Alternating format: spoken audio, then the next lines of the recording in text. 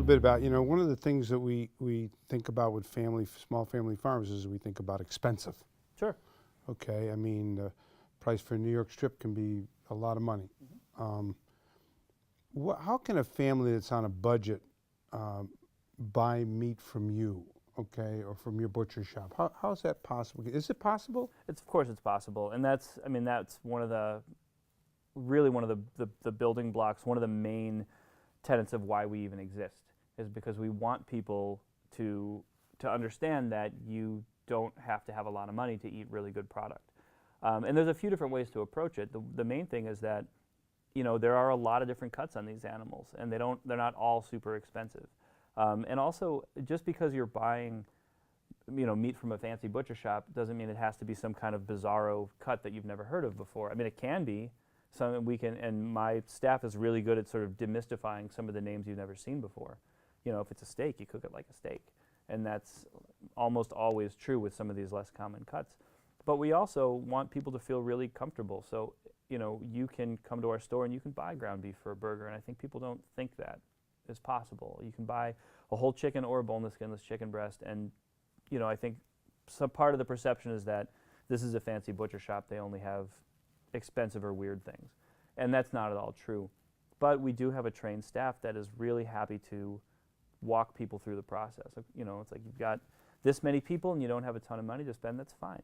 We really want you to try these things. And I think the other thing about it is that when you're using meat of this quality, you don't realize it, but it sort of satisfies you quicker. Because it's so rich and so savory and so flavorful, you don't need a 14-ounce ribeye to feel like you've had dinner. You can eat 6 ounces and be totally sated.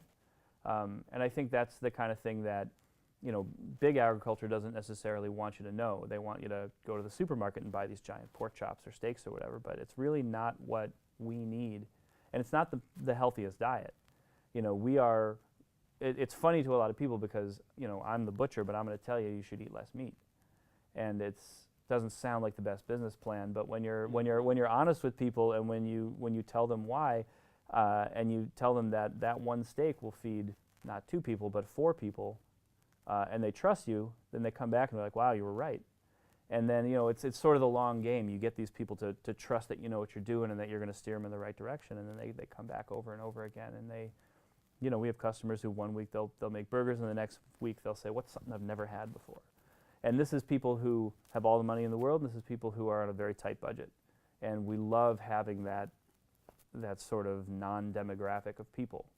We have college kids who are just really in tune with, the food system and how it's going and what they can do, and they want to come and they want to buy product from us because they trust that we're getting it from good sources.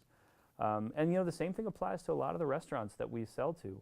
When I go into my restaurant customers, they know that I know what I'm doing. So they'll say, I really want to put a steak on the menu, and we've been using these commodity New York strips, and I don't want to use commodity product anymore, so what do you got? Then I can go through our catalog and I can say, well, this is who we work with, and we can get you this, this, or this. And this is a less common cut, but because it's better quality, I can get it to you at a better price point, and we can sort of talk about how to cook these things, but you kind of trust that these chefs know what they're doing. They just need to get their mind around the idea of this particular cut, and once they understand it, then they can take it and make it delicious. But what we're doing is we're introducing something a little more interesting and a lot more sustainable into what they're doing.